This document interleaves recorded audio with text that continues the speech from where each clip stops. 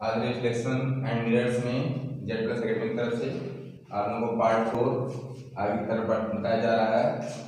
और इसमें सबसे पहले आप लोगों को ये ध्यान देना है कि कोई भी जैसे ओ डैश ये ऑब्जेक्ट ले लिया गया है, कॉन्केव मिरर लिया गया है, इसमें ऑब्जेक्ट की तरफ से यह इंसिडेंट रेज आ रही है, ठीक है। इससे रिफ्लेक्ट होने के बाद रिफ्लेक्टिंग सरफेस से रिफ्लेक्ट होने के बाद प्रिंसिपल एक्सिस, ये प्रिंसिपल एक्सिस को जिस पॉइंट पर काटती है वो फोकस होता है, ठीक है। और इसमें फिर यहां से एक अलग सी इंसिडेंट रे का दिखाया गया है जो कि सेंटर ऑफ कर्वेचर से होकर गुजरती है, रिफ्लेक्ट होकर के फिर सेम पैथ उसी रास्ते पर वापस लौटती है। एक 10th बोर्ड वाले बच्चे एक ट्रिक को हमेशा ध्यान में रखेंगे, बहुत बेसिक ट्रिक है कि इमेज फॉर्मेशन कैसे कराएं। तो एक बात ध्यान में रखिएगा कि हमेशा कोई भी ऑब्जेक्ट से चलने वाली रे रिफ्लेक्ट होने के बाद, ठीक, कोई भी रिफ्लेक्ट होने के बाद जिस पॉइंट पर जाती है रिफ्लेक्टेड रे, फिर सेंटर ऑफ कर्वेचर से होके गुजारा करिए, फिर वहां से रिफ्लेक्शन कराया करिए। तो ऑब्जेक्ट से जाने वाली फिर सेंटर ऑफ कर्वेचर से होके गुजरने वाली इंसिडेंट रे रिफ्लेक्ट होने के बाद दोनों रिफ्लेक्टेड रे, दोनों परावर्तित किरणें जिस पॉइंट पर मिलती हैं इमेज फॉर्मेशन वहीं पर होगा, ठीक है। क्या समझे आप लोग कि ऑब्जेक्ट से जाने वाली इंसिडेंट रे रिफ्लेक्ट होने के बाद, ठीक है, फिर वो रिफ्लेक्ट होकर के फिर निकलती है, फिर उसी तरह सेंटर ऑफ कर्वेचर से इंसिडेंट रे गुजरते हैं, फिर वह मिरर से इंसिडेंट मतलब रिफ्लेक्ट होकर के फिर गुजरती है। तो दोनों जिस पॉइंट पर काटेंगी, जिस पॉइंट पे इंटरसेक्ट करेंगी इमेज वहीं पर बनेगी। इसमें साफ साफ एग्जांपल आप लोगों को दिया गया है, ठीक है, कि ऑब्जेक्ट से, ठीक है, ऑब्जेक्ट से चलने वाली यह इंसिडेंट रे है, यह रिफ्लेक्ट होने के बाद देखिए यहां से होकर गुजरती है, फिर सेंटर ऑफ कर्वेचर से इंसिडेंट रे गुजरने के बाद फिर यहाँ रिफ्लेक्ट बी पॉइंट पर रिफ्लेक्ट हो जाती है, रिफ्लेक्ट होकर के यह सेम पैथ पर आती है। उसमें कुछ आप लोगों को रूल्स बताए जाएंगे कि लॉज ऑफ मतलब रूल्स ऑफ इमेज फॉर्मेशन, ठीक है। तो उसमें लॉज को ध्यान में रखिएगा। इसे आज थोड़ा सा हम लोग मैथमेटिक्स पढ़ लिया जाता है कि देखिए इसमें जो ये बन रहा है ओ डैश ऑब्जेक्ट है, आई डैश यह इमेज है, ए जो है परपेंडिकुलर है प्रिंसिपल एक्सिस पर, पी आपका पोल है, ठीक है, यह फोकस है, क्लियर। सी पॉइंट जो है सेंटर ऑफ कर्वेचर है, ये चीज आप अच्छी तरह जान रहे हैं। इसमें हम सबसे पहले उठाते हैं दो ट्रायंगल को उठाते हैं। कौन से दो ट्रायंगल है आपके? सी ओ डैश, ठीक है, सी ओ डैश, यानी इस ट्रायंगल को उठाते हैं और इस ट्रायंगल को उठाते हैं, ठीक है। अब देखिए दोनों में अगर कोई भी object height and distance, trigonometry height and distance में भी देखेंगे कि अगर कोई भी ऑब्जेक्ट किसी पॉइंट पर खड़ा रहता है तो परपेंडिकुलर होता है to the ground surface. In the same way अगर ऑब्जेक्ट ये है प्रिंसिपल एक्सिस पर, ये देखिए 90 डिग्री 90 डिग्री एंगल बनाया और यह इमेज भी प्रिंसिपल एक्सिस पर कितना बना रही है 90 डिग्री। तो दोनों ट्रायंगल के एक एक एंगल बराबर हो गए।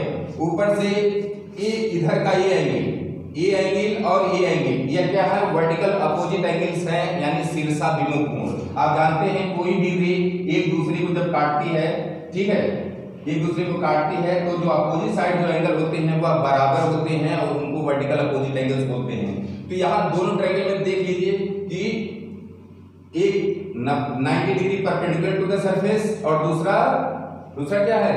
यह वर्टिकल अपोजिट एंगल्स, यानी ये ट्रायंगल आपका C O dash and triangle C I dash, ठीक है। यह क्या है? दोनों सिमिलर हो गए किससे? ए कोरोलरी से, ए कोरोलरी से यह दोनों सिमिलर होंगे और जब सिमिलर होंगे तो इनके करस्पॉन्डिंग साइड्स का रेशियो क्या होगा? बराबर होगा। सिमिलर ट्रायंगल्स में आप लोग पढ़े होंगे या पढ़ेंगे अभी कि अगर दो ट्रायंगल सिमिलर हैं तो उनकी करस्पॉन्डिंग साइड्स यानी संगत भुजाओं का अनुपात हमेशा बराबर होगा। तो इसमें अब देखिए ओ डैश, इस ट्रायंगल का अगर ये पॉइंट लिया जाए, ओ साइड लिया जाए ओ डैश अपान इसका हो जाएगा I dash, clear. This upon this is equal to this upon this, यानी is equal to C O upon C I, clear. यह आपका सबसे पहला निकला किससे? इन दोनों ट्रायंगल की सिमिलरिटी से। क्लियर है? इन दोनों ट्रायंगल की सिमिलरिटी से निकला। फिर आप इन दोनों ट्रायंगल को, ठीक है, इन दोनों ट्रायंगल को छोड़ करके आप ए वाला और ए वाला ट्रायंगल उठाते हैं। ठीक है, कम ऑन। इन दोनों ट्रायंगल को हम लेते हैं, इसको हम इरेज कर रहे हैं, सॉरी थोड़ा सा इसको रीमेक कर दें, या इरेज हो गया इस तरह। ठीक है, अब हम किस ट्रायंगल को लेते हैं? A, F I I dash और F N A dash, sorry A. अब triangle F I I dash in triangle F I I dash, ये हो गया आपका, और दूसरा triangle F N A and triangle F N A. इन दोनों ट्रायंगल में अब ये देखिए, इनको भी सिमिलर आप कैसे दिखाएंगे? देखिए ए बी, इस ट्रायंगल में ए 90 डिग्री, ए बी 90 डिग्री, एक करेस्पॉन्डिंग एंगल बराबर हो गए। फिर यहां पर भी वर्टिकल अपोजिट एंगल्स बन रहा है, यानी दोनों ट्रायंगल ए कोरोलरी से, द सेम ए कोरोलरी से ये दोनों ट्रायंगल भी क्या हो जाएंगे? सिमिलर हो जाएंगे। और जब सिमिलर हो जाएंगे तो दोनों ट्रायंगल के करेस्पॉन्डिंग साइड्स का रेशियो ठीक इन दोनों ट्रायंगल्स की तरह क्या होगा? बराबर होगा। तो अब यहां पर उठाते हैं, इससे जब ये दोनों ट्रायंगल सिमिलर हो गए, ठीक है, दोनों ट्रायंगल सिमिलर हो गए, तो इसमें ए N upon I I dash, ध्यान रखिएगा, A N upon I I dash is equal to हो जाएगा N F upon F I. Clear है? यह आया जो है पहले ट्रायंगल, इन दोनों ट्रायंगल की सिमिलरिटी से आपने ए कंक्लूड किया, और इस ट्रायंगल की सिमिलरिटी से आपने ए कंक्लूड किया। अब आप ध्यान दीजिए कि ओ डैश और ए एन ये क्या है? एक दूसरे के बराबर है, पैरेलल है, परपेंडिकुलर है। तो कभी भी दो पैरेलल लाइंस के बीच की परपेंडिकुलर डिस्टेंस, लंबवत दूरी हमेशा क्या होती है? बराबर होती है। यानी ओ डैश और ए एन क्या होंगे? बराबर होंगे।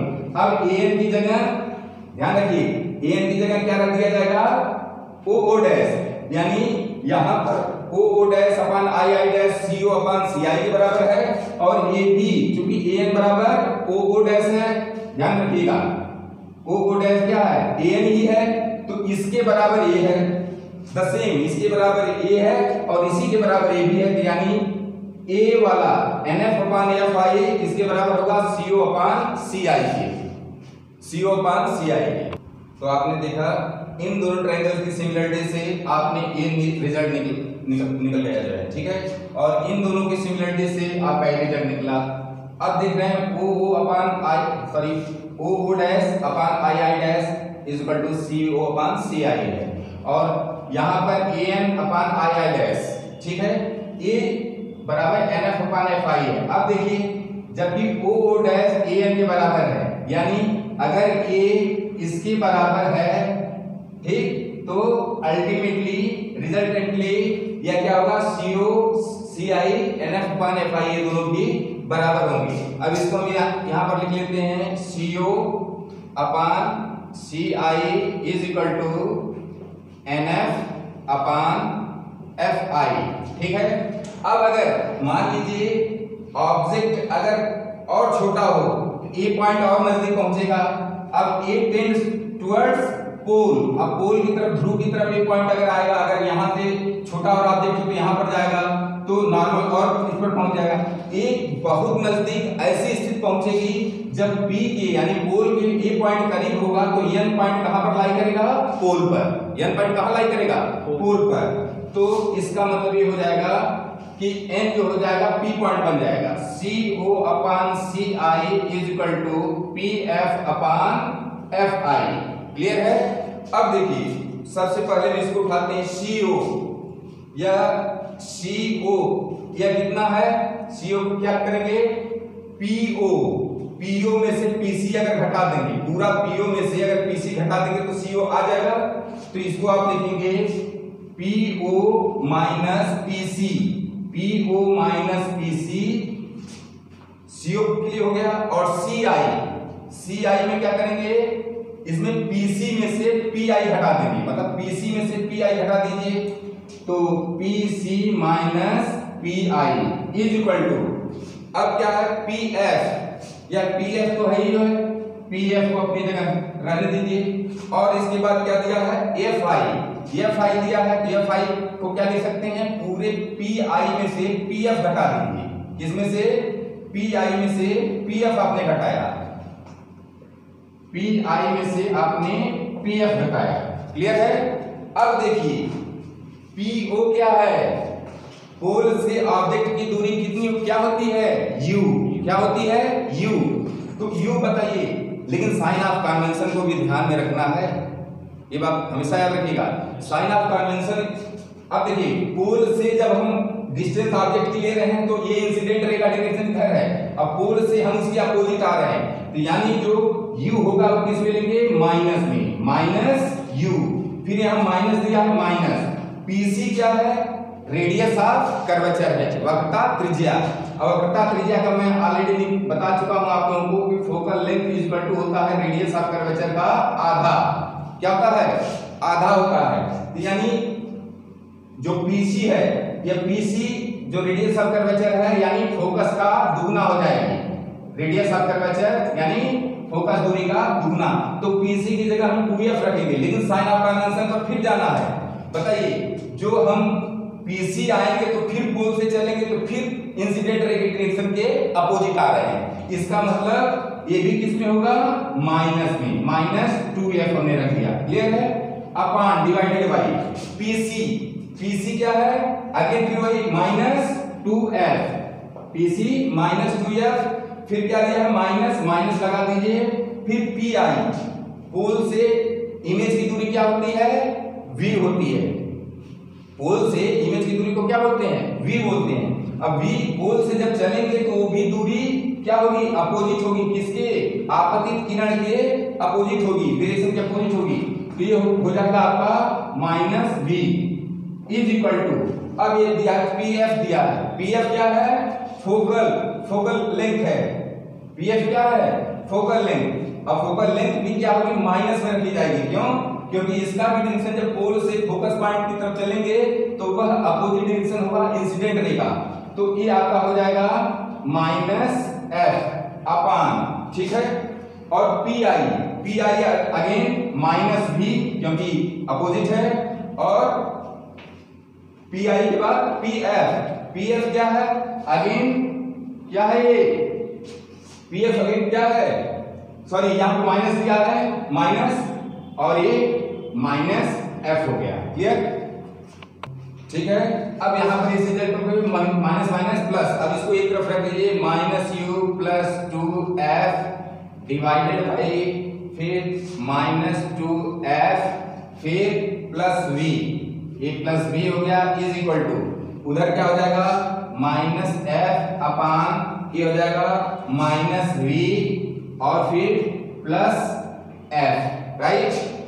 अब क्रॉस मल्टीप्लिकेशन इसका करिए, कम ऑन, इसका क्रॉस मल्टीप्लिकेशन जब आप करेंगे, देखिए क्या आता है, डिस्ट्रीब्यूट होगा, माइनस V का सबसे पहले इसमें करिए आप, माइनस V का करेंगे तो ये आ जाएगा क्रॉस मल्टीप्लिकेशन में UV आ जाएगा, माइनस माइनस प्लस UV, फिर माइनस V का इसमें करेंगे, प्लस और माइनस माइनस होगा, माइनस 2FV, ठीक है।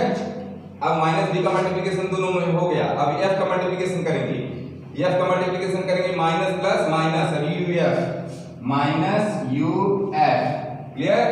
अब F का मल्टीप्लिकेशन 2F में करेंगे, प्लस 2F स्क्वायर हो जाएगा, ये इक्वल टू, अब माइनस F का मल्टीप्लिकेशन इसमें करिए, यह क्या हो जाएगा, माइनस माइनस प्लस, ये हो जाएगा 2F square, clear, 2F square. अब माइनस F का V में करिए, क्या आ जाएगा, माइनस FV, क्लियर।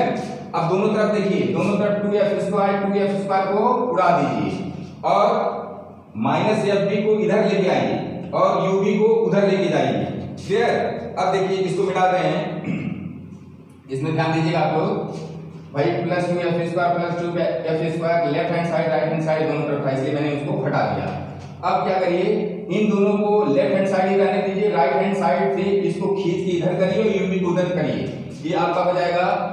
अब देखिए लेफ्ट हैंड साइड -2FV और -UF और एक और आ रहा है, माइनस इधर आएगा तो प्लस हो जाएगा, यानी +FV। क्लियर? यह इक्वल टू हो जाएगा UV क्या है प्लस है, इधर राइट हैंड साइड जाएगा माइनस हो जाएगा। क्लियर? अब देखिए -2FV प्लस FV, -2 + 1 कितना हो जाएगा -FV, ये आ जाएगा -FV -UF is equal to -UV। Clear? अब देखिए दोनों तरफ कॉमन ले लीजिए, दोनों तरफ माइनस अगर मल्टीप्लिकेशन कर देंगे, -1 से left hand side right hand side दोनों मल्टीप्लिकेशन कर देंगे तो यह दोनों तरफ क्या हो जाएगा, सिंबल चेंज होंगे, क्योंकि दोनों तरफ माइनस है टोटल, तो दोनों प्लस हो जाएगा, a प्लस सब प्लस हो जाएगा -1 से मल्टीप्लाई करने पर LHS और RHS में, तो आपका आ जाएगा FV plus UF is equal to UV। अब दोनों तरफ UVF से डिवाइड करिए, UVF से डिवाइड करिए, डिवाइड करेंगे तो देखिए FV में UVF से डिवाइड करेंगे लेफ्ट हैंड साइड, सबसे पहले इसमें डिवीजन जाएगा तो FV कट जाएगा और नीचे आ जाएगा 1/U प्लस, फिर अब UVF का इसमें करेंगे तो U और F कट जाएगा, ऊपर से बचेगा कितना V बचेगा इज इक्वल टू, अब इसमें UV कट जाएगा राइट हैंड साइड में तो बचेगा F 1/F। ये है आप लोगों का मिरर फार्मूला, यह क्या है मिरर फार्मूला।